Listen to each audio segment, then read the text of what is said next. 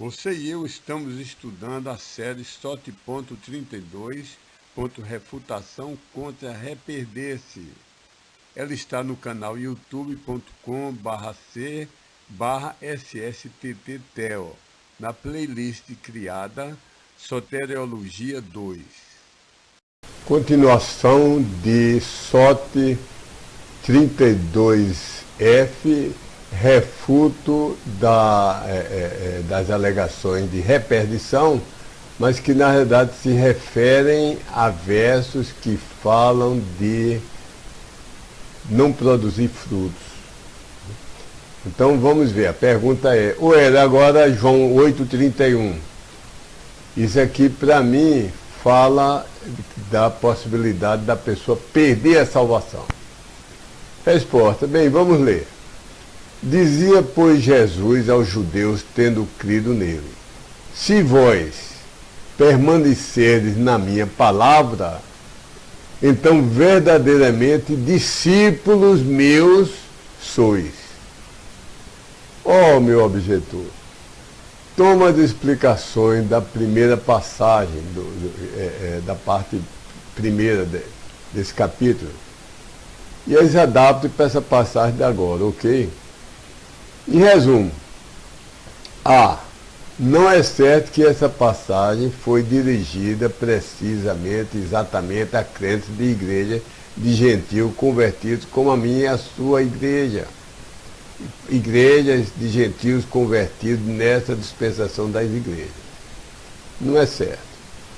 B, uma vez que em 114 versos que se aplicam a essa dispensação, Deus, o próprio Deus, explicitamente, categoricamente, usando as palavras exatas, ele afirma que todo aquele que crê já tem a vida eterna.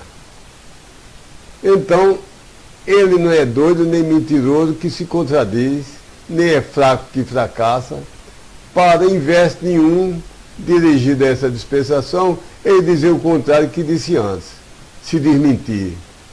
E afirmar que algum crente de uma igreja de gentios convertidos, ele creu, foi salvo, foi membro da igreja, foi batizado, foi submerso nas águas, e depois escapuliu, perdeu, escorregou, perdeu a salvação e vai para o inferno. Em canto 1 diz que pode perder a salvação, ganhar, perder e ganhar. Eu conheci um homem em Esperança que disse que tinha perdido e ganho 50 e poucas vezes no ano. Dá uma por semana. Não tem nenhuma passagem que tenha a menor poeira de ensinar uma coisa assim. Note, nessa passagem, não é claro que ela se aplica a nós, como eu já falei. Note também, nosso Senhor ampliará essa afirmação em João 10,10, onde ele diz: o ladrão não vem senão a roubar, e a matar e a destruir. Eu vim para que tenham vida e a tenham com abundância. Então, Cristo, a Bíblia explica a própria Bíblia. Esse versículo que você alegou é explicado por esse. A pessoa que tem Cristo dominando, é o crente, é salvo. Mas, além disso, ele está andando em comunhão com Deus, ele tem vida em abundância. Existe a diferença entre vida e vida em abundância. Somente ter vida e vida que produza frutos. Gozar uma vida abundante. 8,31 refere-se ao salvo frutificar. Ser um discípulo. E não apenas um crente inativo, preguiçoso, improdutivo. Ser somente um filho, um mau filho. Não deixa de ser filho. Deus continua pai dele. Mas ele não tem a comunhão, não tem a vida abundante. Essa passagem se refere a produzir frutos e gozar uma vida abundante, ou não produzir frutos e levar uma vida sem aquela alegria que ele devia ter como crente. Outra passagem que tentam usar como objeção é Atos 13:43, e alguém pode chegar e dizer: olha, essa passagem, essa aí você vai convir que fala que a pessoa pode estar na graça de Deus, a graça salvadora, e depois não continuar na graça, sair do trem, pular do trem e não quero mais a graça. Resposta, vamos ler. Atos 13, 43. E havendo a sinagoga sido despedida, primeiro começa que isso não é uma igreja. Não é uma igreja, se for uma igreja em transição. Não se refere a nós de igrejas plenas. Isso é uma igreja constituída de judeus e prosélitos que são gentios convertidos ao judaísmo. Não é uma igreja como a nossa, que é de gentios convertidos. Não, deixa-me ler o versículo todo. E havendo a sinagoga sido despedida, muitos judeus e dos prosélitos que estão adorando seguiram a Paulo e Barnabé, os quais, falando-lhes, os persuadiram a continuar na graça de Deus. Essa parte que você, querido objetor, você está se confundindo. O que é continuar na graça de Deus? Ó objetor, tome as explicações da primeira passagem, da primeira metade desse capítulo, e as adapte agora, vai dar tudo certo. Uma explicação de uma, mutatis mutandis, mudando o devido, serve para explicar a outra.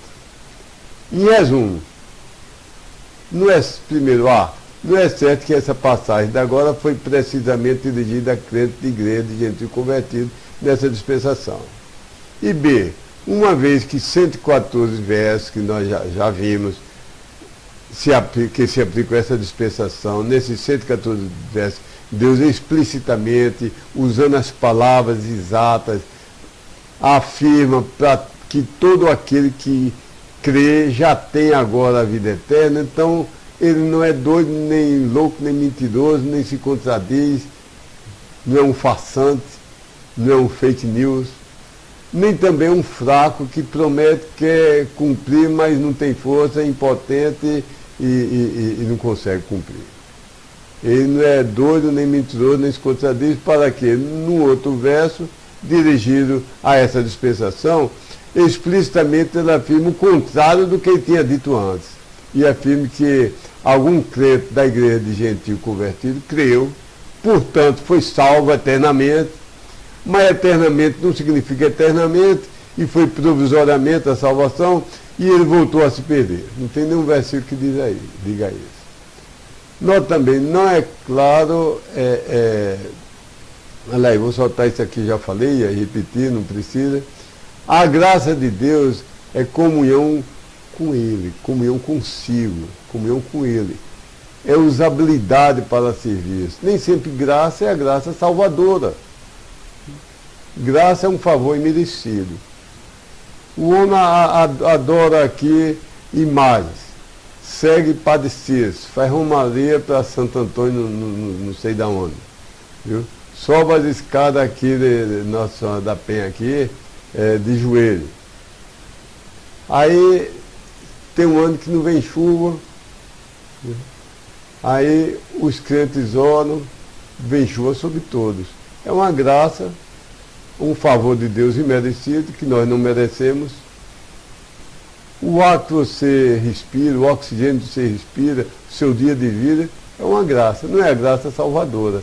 É uma graça a ver que vem sobre todos os homens descrentes, até os blasfemadores. Deus, na sua misericórdia, concede oxigênio, concede a luz do sol, concede a chuva ao agricultor. Nem toda graça na Bíblia é graça salvadora. Note, se a graça aqui fosse a graça salvadora, o sentido de continuar poderia ser o de não serem tentados a voltar para a escravidão da lei.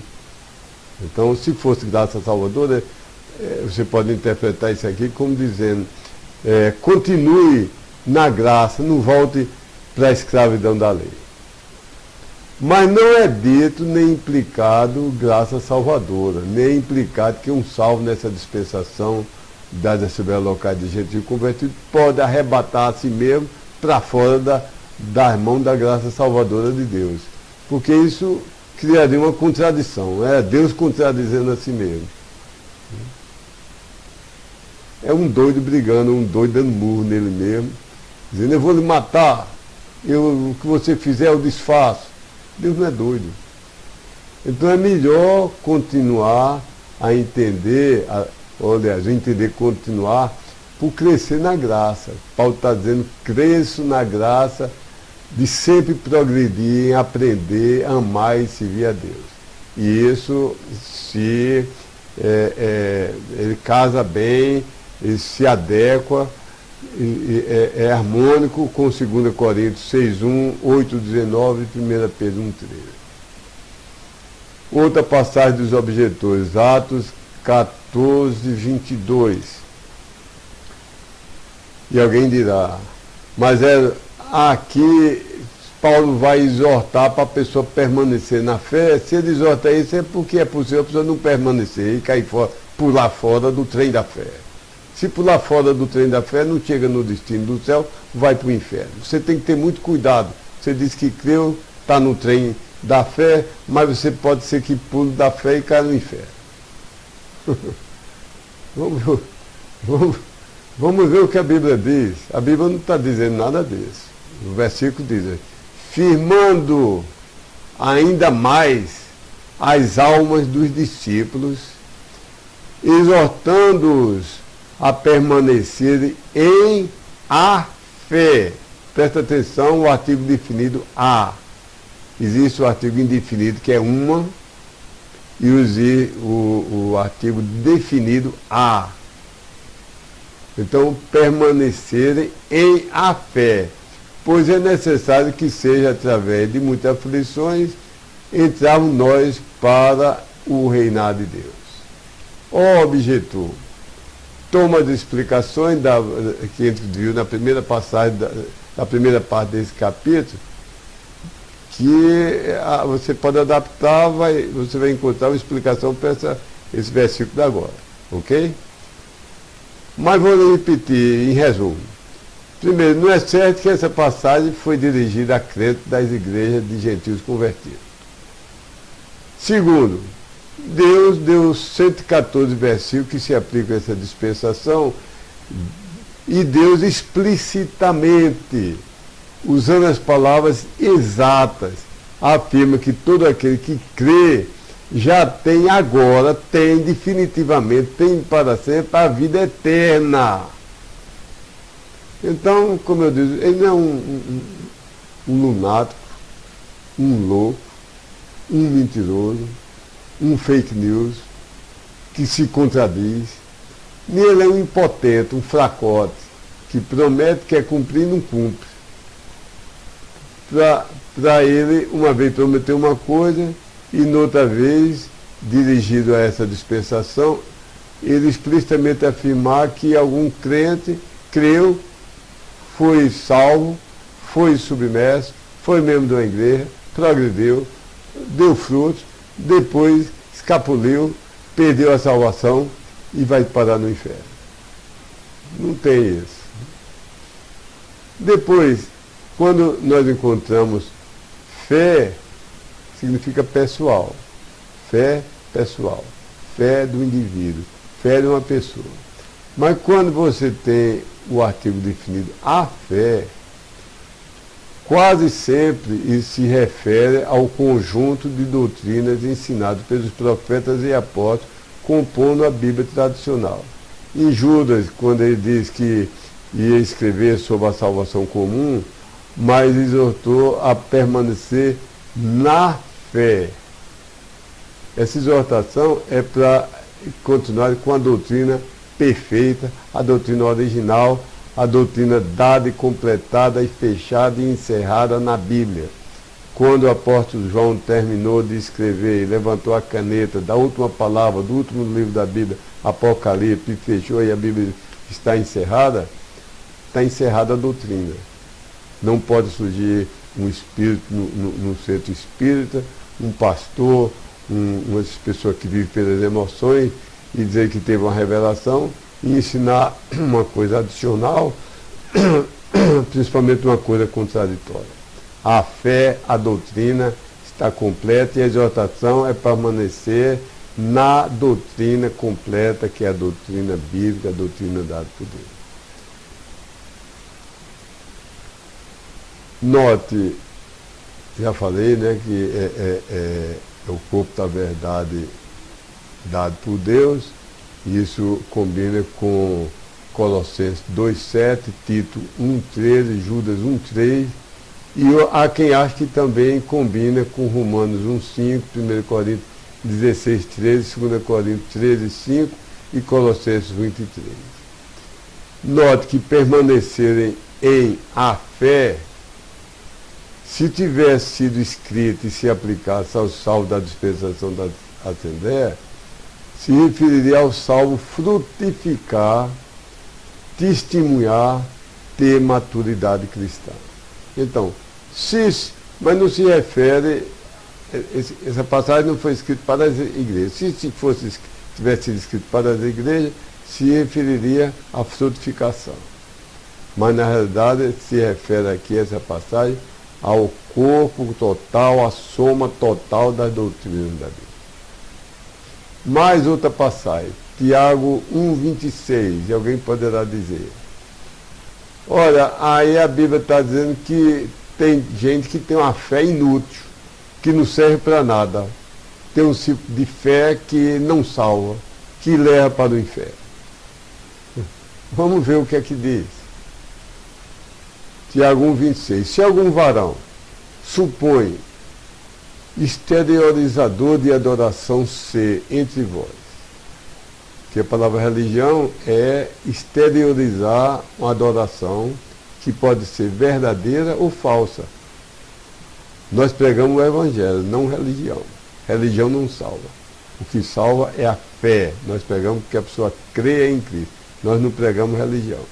Então, voltando aqui. Se algum varão supõe exteriorizador de adoração ser entre vós, e não está refreando a sua língua, botando um cabresto na língua, mas ao contrário, está enganando por sedução o seu próprio coração, este tal varão, desse varão, é em vão, é inútil a exteriorização de adoração.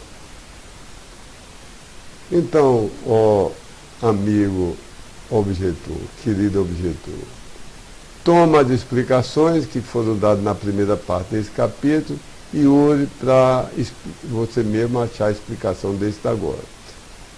Para refrescar a memória, o resumo é que nem você tem certeza, não se pode dizer que esse versículo foi dirigido a crentes, somente a crentes, diretamente a crentes das igrejas de gentios convertidos nessa dispensação. Então, se não dirige a nós, nada que possa ocorrer com isso afeta a nossa segurança. Mesmo se afetasse a segurança dos crentes na Arca de Noé, dos crentes lá em Gênesis, dos crentes em Apocalipse, dos crentes em Jerusalém, não afeta a nós, os crentes gentios convertidos nessa dispensação das igrejas locais. E B, Deus deu 114 versos que explicitamente dizem que creu, ele garante a vida eterna, é garantia dele, é assunto dele, é ele o preservador, é trabalho dele, não é nosso. Então, ele não como eu falei várias vezes aqui, ele não é um louco para dizer uma coisa que não vai ocorrer. Nem é um mentiroso que se compraz em dizer uma mentira e fica sorrindo porque alguns acreditam. Nem ele se contradiz, diz uma coisa num canto e o contrário no outro. Nem ele é um fracote que promete e fracassa.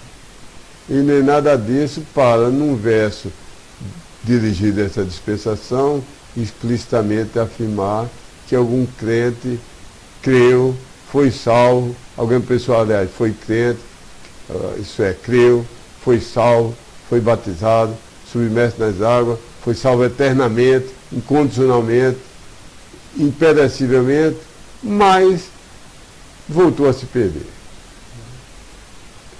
Note,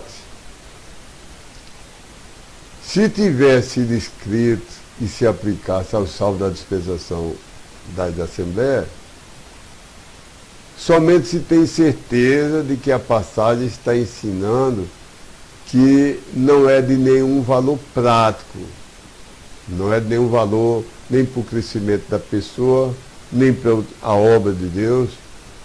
A religiosidade exterior, se a pessoa se está enganando no coração por sedução e fazendo um pecaminoso uso da sua língua. A pessoa diz que é crente, mas gosta de mentir, de enganar, de difamar, de caluniar, de injuriar, de semear contenda, de blasfemar. Então não é de nenhum valor para ele. Se for crente, não perde a salvação. Mas a vida dele vai ser uma triste, um crente que faz essas coisas mais.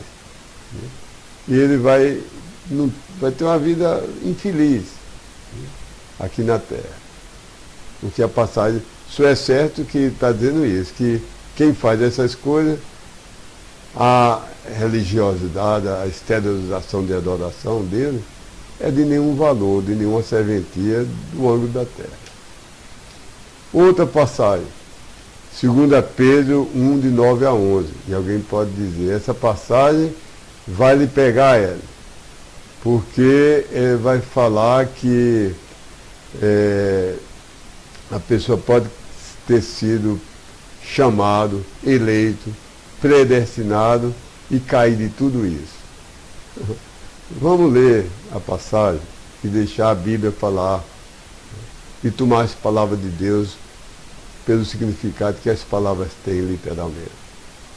Não está dito aqui que um crente foi salvo e perdeu a salvação. O que você precisaria para provar que Deus falhou, mentiu ou se contradiz, é achar um versículo que, falando para crentes de igreja, diga: os crentes das igrejas vão ter crido, vão ter sido salvos, mas há a possibilidade de muitos vão perder a salvação e terminar para o inferno. Ninguém encontra um versículo desse. Vamos ler o versículo. Pois aquele está falando para crentes numa igreja de transição.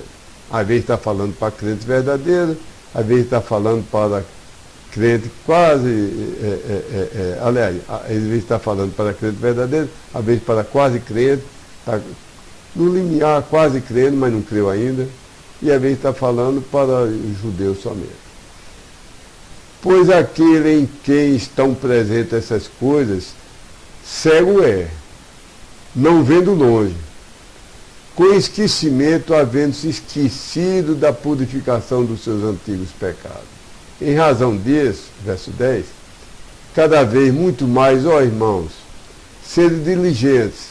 Esse irmão não significa aqui que necessariamente é irmão crente.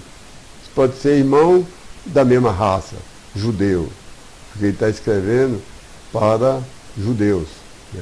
Ou para igrejas mistas e predominantemente de judeus. Voltando ao versículo. Em razão disso, cada vez muito mais, ó irmão, sede diligentes, para absolutamente confiáveis e com garantia, o vosso chamamento e eleição está fazendo em vós mesmos. Certo? Está fazendo com que o chamamento e eleição sejam absolutamente confiáveis e com garantia. Porque isso estando fazendo, que de nenhum modo caiais jamais. Porque assim amplamente vos será concedida a entrada para o eterno reinar do nosso Senhor e Salvador Jesus, o Cristo.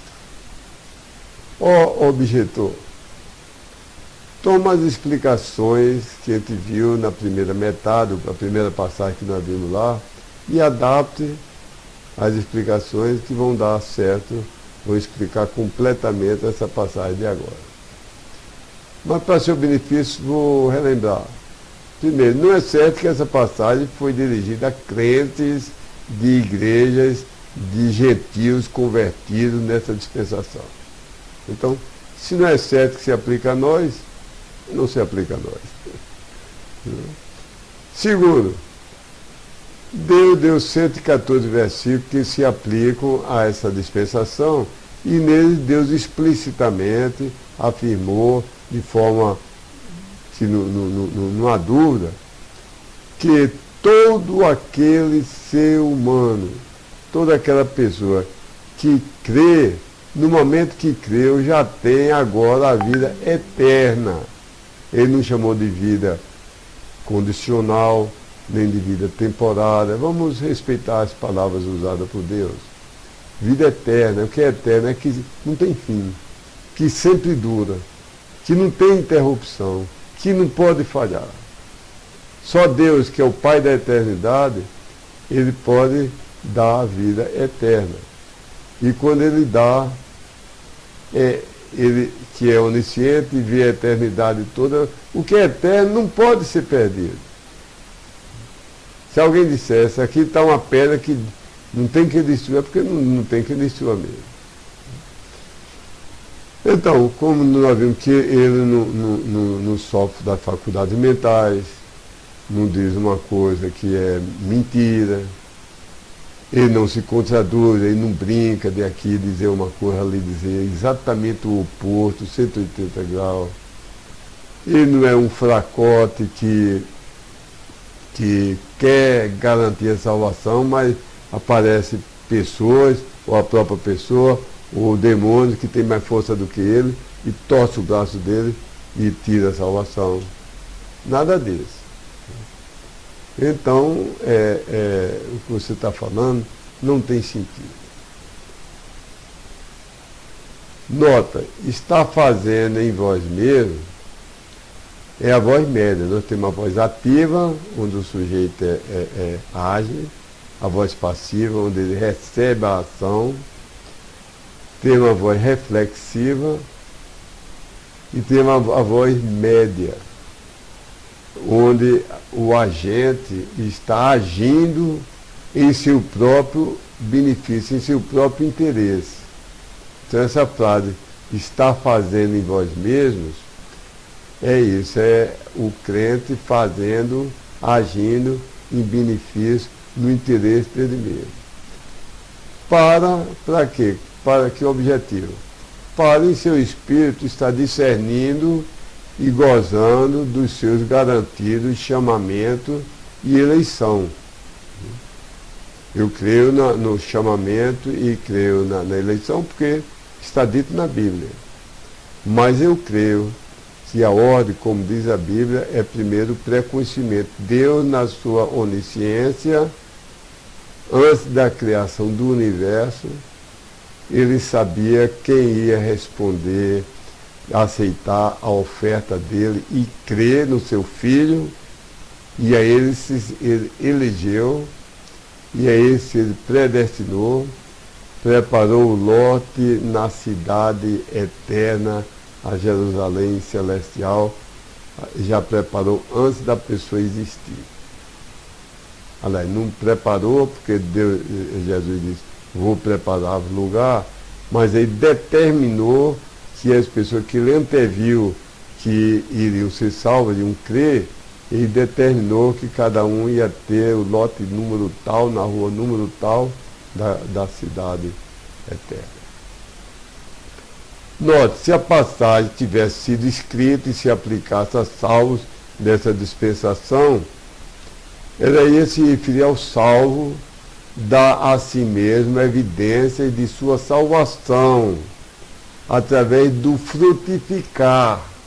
Essa é mais uma passagem que fala de frutificação, de dar um bom testemunho, de ter maturidade cristã. E eu creio que é o último versículo, João 2, 24. E alguém poderia dizer, pronto, agora está difícil para você, viu? Porque a Bíblia diz que só vai para o céu quem permanecer. E se ele diz isso é porque tem gente que não vai permanecer, e Deus diz que quem não permanecer vai ser lançado no inferno. Vamos ler. 1 João 2, 24. Vós, pois, aquele que ouvistes desde o princípio, em vós permaneça. Se em vós permanecer aquilo que desde o princípio ouviste, também vós em o Filho e em o Pai permanecereis. Ó objetor, a resposta é essa. Novamente, vá na primeira metade desse capítulo, tome a primeira passagem que vimos e analise bem as explicações e verá que essas explicações, mudando o devido, serve de explicação para essa passagem. Em resumo, fazendo um resumo para você relembrar, primeiro, não é certo que essa passagem foi dirigida a crente de igreja de gentil convertido. Você está aqui em 1 João, não é uma carta escrita para uma igreja específica. Às vezes está falando para crentes das igrejas e às vezes está falando para judeus na transição. Então não podemos, não é uma coisa clara que se aplica a nós. Então não podemos nem começar a considerar isso como uma prova do que você quer apresentar. Segundo, Deus, em 114 versos, que se refere a essa dispensação, ele deixou bem claro, bem explícito, usando as palavras quem crê, receber, quem depositar sua fé no meu filho. Isso é a condição. Consequência, vai ter vida eterna, vida que nunca se acaba, vida para sempre. Então, ele não é insano, como eu falei, não é mentiroso, não se contradiz, para fazer um outro verso que diga exatamente o contrário, explicitamente, de forma que não tem outra explicação, que fica um beco sem saída, não tem uma passagem que diga que um crente, lá na igreja de Roma, ou o crente Chico Antônio Pereira Nascimento Feitosa Oliveira, esse crente, ele creu de verdade, ele foi salvo de verdade, creu no Cristo verdadeiro, foi submerso, foi de uma igreja e viveu muito tempo servindo a Deus, depois virou a cabeça, descreu, foi adorar a Satanás e caiu no pecado e morreu e foi para o inferno. Não tem nenhuma passagem que diga que um crente deixou de ser crente, nenhuma passagem que diga que um salvo deixou de ser salvo, que um salvo se perdeu. Então, examinando melhor essa passagem, se ela tivesse sido escrita e se aplicasse a nós, os salvos da dispensação das igrejas, ela se referiria ao crente permanecer em obediência e em comunhão com Cristo, de modo a produzir frutos. Compare com as notas em João 15, de 1 a 6, e em João, principalmente em João 15, o verso 6, na Bíblia LTT. Então, terminando tudo,